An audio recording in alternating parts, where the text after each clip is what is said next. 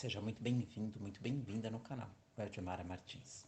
Já vou pedir para você deixar aquele like cheio de amor aqui para o canal. Estamos lendo Porque o Brasil é um País Atrasado, de Luiz Felipe de Orleans e Bragança. Apêndice 1. O retrocesso constitucional do Brasil no século XX. Como as constituições brasileiras acabaram aos poucos com a liberdade para trabalhar e empreender. Desde 1988, o empreendedorismo e o trabalho não são mais livres no Brasil. Tornaram-se regulamentados. A livre iniciativa é emaranhada em inúmeras etapas burocráticas e o trabalho, por legislações paralisantes. Nossas leis e a Constituição de 1988 não reconhecem o trabalho livre de regulamentação como valor de base do povo brasileiro. Aliás, as últimas versões da Constituição brasileira vão nessa direção. O resultado foi a transformação do Brasil em um Estado autocrático que se regula à revelia do bem comum. Isso é mais um reflexo direto de leis e normas vindas de diversas esferas do poder público, com poucos limites do que da nossa suposta cultura paternalista. Na verdade, é um comportamento social fomentado por legislação e não uma cultura. A utilização da palavra cultura infere uma profundidade da qual não há conserto no curto prazo para o brasileiro, pois ele seria perpetuamente contrário à livre iniciativa e a favor de programas do Estado para atingir seus avanços. Bobagem. A despeito de quase um século de um modelo paternalista de Estado, o brasileiro não para de empreender e de construir riquezas de forma independente. A falha está na construção da Constituição, criada por classes e grupos de interesses e que acabou com a liberdade para trabalhar. A primeira Constituição do Brasil independente, de 1824, influenciada por conceitos de Estado avançados para a época e incluídos na Constituição dos Estados Unidos, incorporava evoluções para assegurar a estabilidade política. Ela propunha limites aos poderes de Estado e não ao cidadão empreendedor. Desde então, houve um retrocesso jurídico. Para tornar a demonstração dessa afirmação mais clara e também para fugir da aparência de uma narrativa de reinterpretação da história, vale lembrar como as cláusulas que regulamentavam o trabalho foram mudando com o passar do tempo, à medida que novas constituições foram surgindo. A carta outorgada em 1824 dizia textualmente: nenhum gênero de trabalho, de cultura, indústria ou comércio pode ser proibido, uma vez que não se oponha aos costumes públicos, à segurança e à saúde dos cidadãos. Em apenas 2 linhas, a Constituição do Império reduzia ao máximo a possibilidade de o governo regular o trabalho e as empresas. Nada era proibido nessas áreas, exceto aquilo que ofendesse o bom senso. Sensatez igual, não se viu mais. Já em 1891, com a primeira Constituição Republicana, o mesmo trecho dizia o seguinte: é garantido o livre exercício de qualquer profissão moral, intelectual e industrial. E houve uma nítida mudança de foco. Fica claro, desde o início da conversa, que é o Estado que garante as coisas no Brasil, da Primeira República. Mesmo aquilo que é um direito natural. Com aquela Constituição, a liberdade deixa de ser do indivíduo e não pode ser garantida diretamente por ele. A liberdade é do Estado e ele a dá aos cidadãos em uma espécie de cessão de direitos. É nítida a inversão de valores, a qual se aprofunda mais em 1934, sob o governo de Getúlio Vargas. A Constituição daquele ano estabelece que é livre o exercício de qualquer profissão, observadas as condições de capacidade técnica e outras que a lei estabelecer, ditadas pelo interesse público. Temos assim que a primeira Constituição Social Democrática do nosso país determinou que só pode ser feito o que for de interesse público e que o responsável por interpretar o que é daquele interesse tem, de fato, o poder para determinar o que o brasileiro pode ou não fazer. Regulamentação. A liberdade de escolha de profissão ou do gênero de trabalho, indústria ou comércio, observadas as condições de capacidade e as restrições impostas pelo bem público nos termos da lei. Este preceito estava na Constituição em 1937, promulgada por Getúlio Vargas, no mesmo dia em que decretou o Estado Novo. A partir de então, até a escolha do tipo de empreendimento deveria ser analisada, a fim de se avaliar se estava de acordo com a lei. Com a redemocratização de 1946, o texto fica mais direto. É livre o exercício de qualquer profissão, observadas as condições de capacidade que a lei estabelecer. Se por um lado a mudança foi boa, pois a liberdade de escolha foi removida do artigo. A partir de então, a autonomia de exercício é que deveria ser regulada. Isso tornou o efeito ainda mais perverso. Até a forma como um trabalho era exercido passava a ser regulada pelo governo. É livre o exercício de qualquer trabalho, ofício ou profissão, observadas as condições de capacidade que a lei estabelecer, rezava a Carta de 1967, já no chamado regime militar.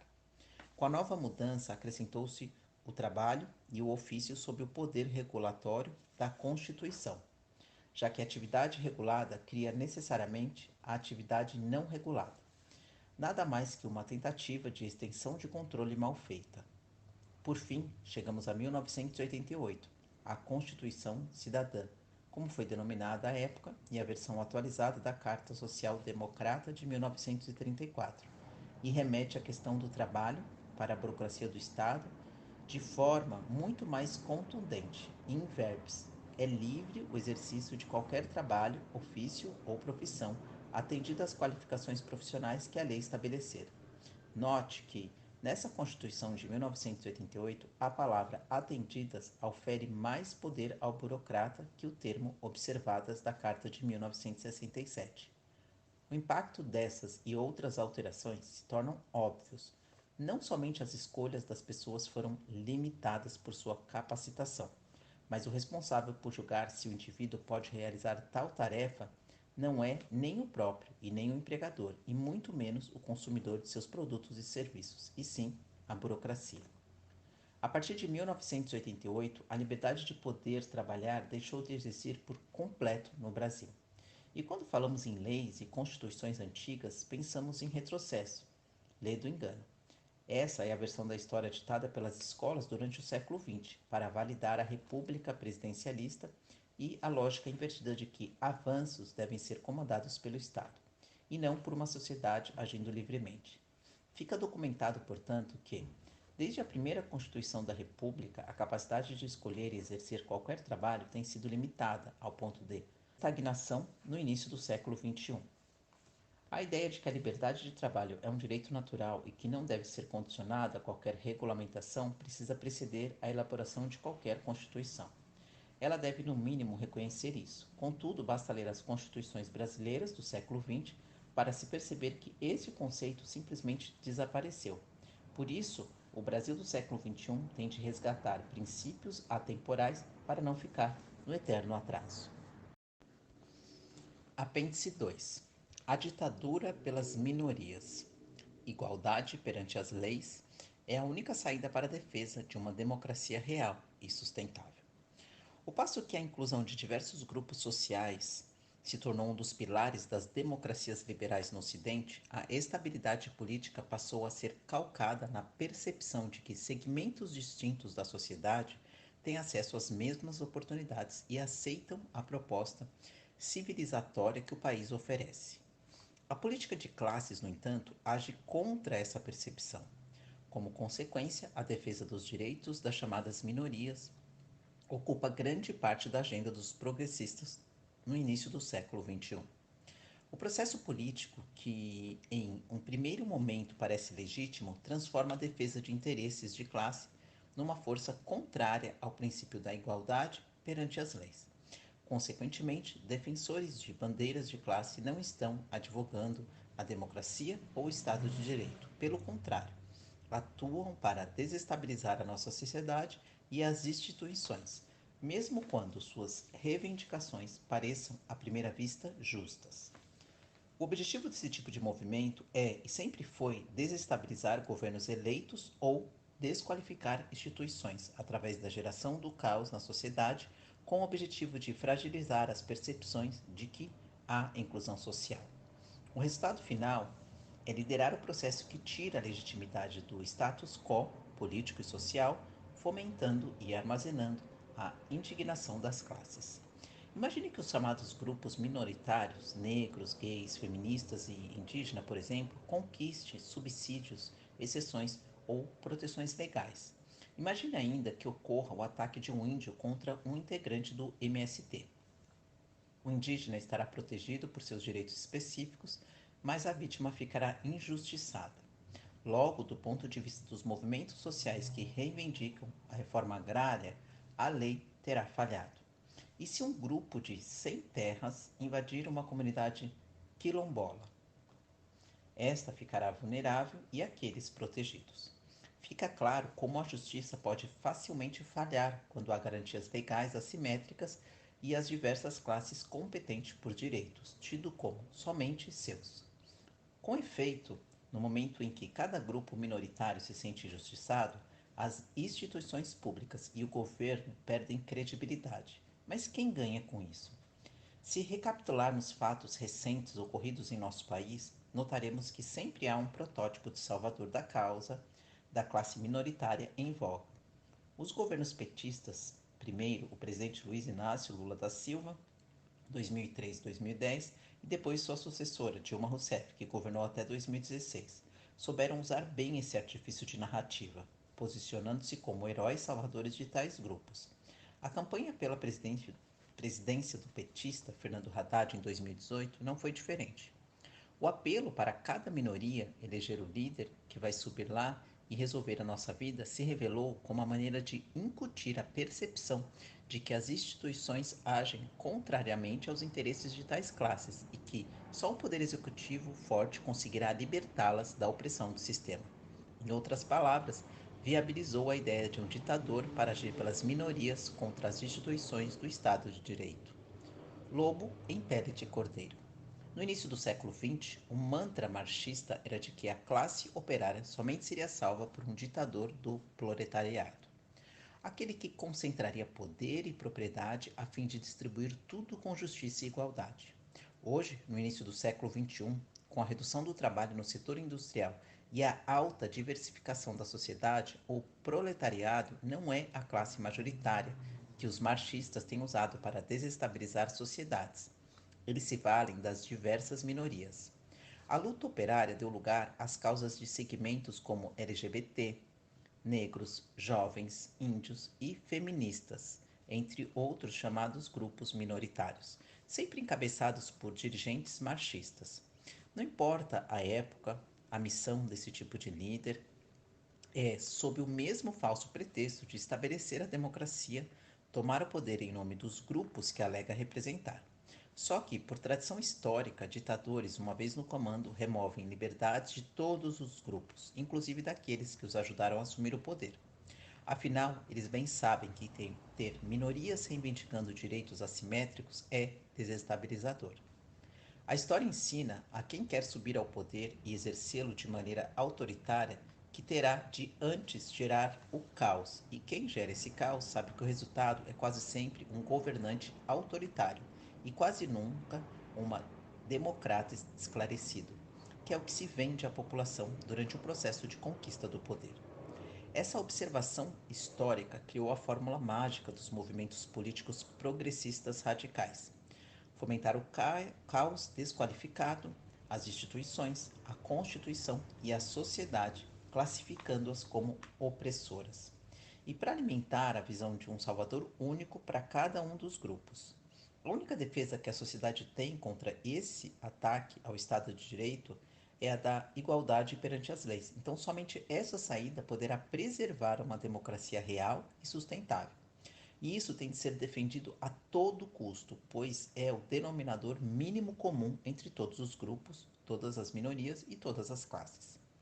Diversidades precisam coexistir, mas somente dentro de um pacto pela harmonia implícito no princípio de isonomia perante as leis.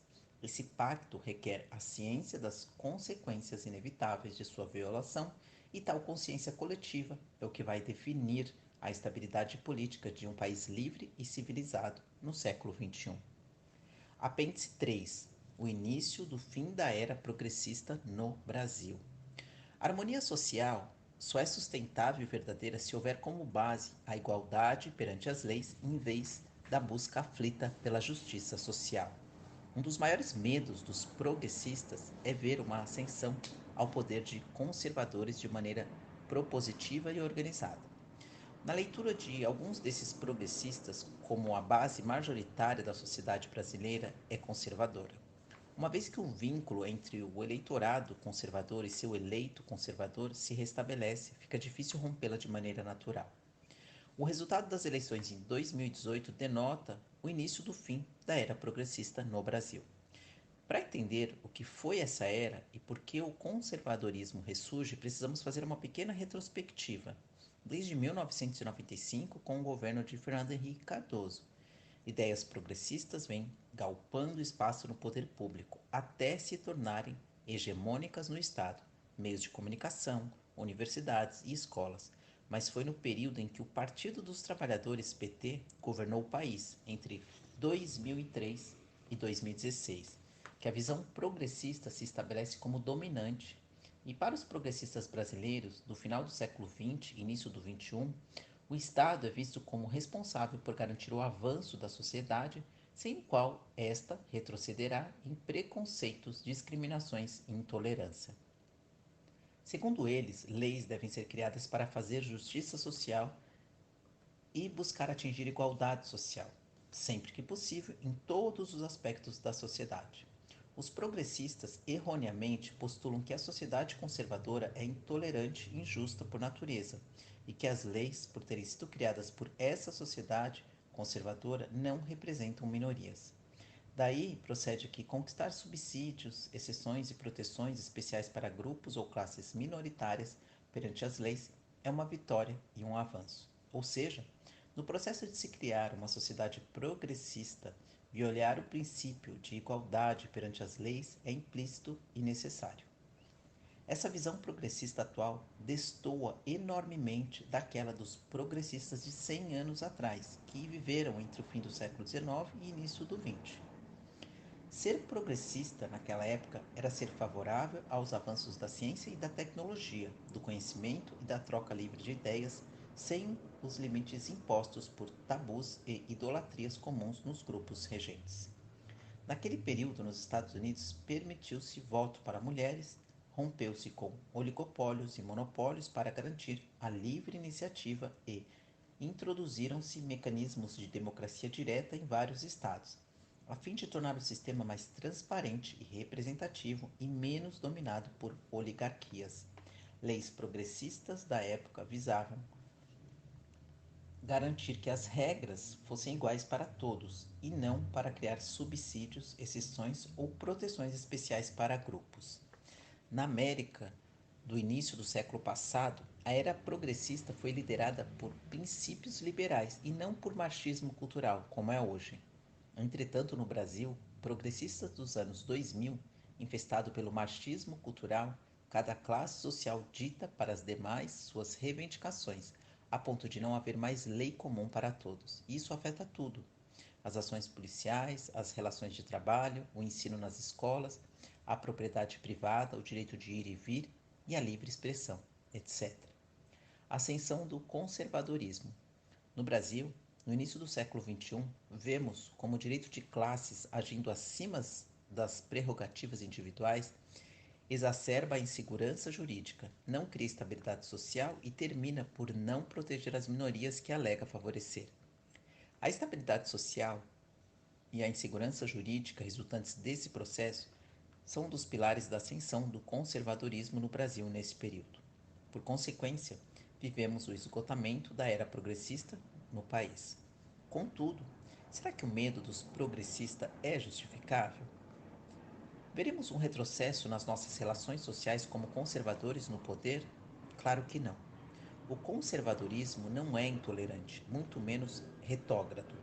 É simplesmente natural e evolui conforme as gerações de maneira livre. O aprendizado para todos é que os avanços da sociedade se devem mais às ações dela própria e não pelos mandos e desmandos de quem comanda a legislação. A harmonia social só é sustentável e verdadeira se houver como base a igualdade perante as leis, em vez da busca utópica pela justiça social. É com esses aprendizados que o conservadorismo no Brasil ressurge, agregado a tudo mais que a sociedade aprendeu com suas experiências nos últimos 3.000 anos.